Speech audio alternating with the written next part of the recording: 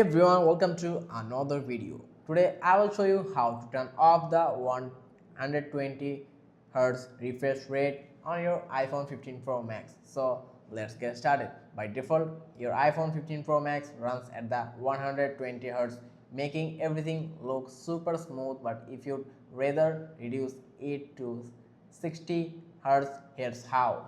Open the settings of your phone, scroll down and find the accessibility option from here, tap on it, scroll down and select the motion option from here, tap on it, find the option that says limit frame rate and turn it on.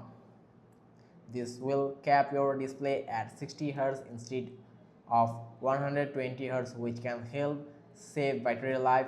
You might notice a slight difference in smoothness, but that's completely normal. And that's it, simple and easy. If this video helped you, don't forget to like and subscribe for more iPhone tips and tricks. See you next time.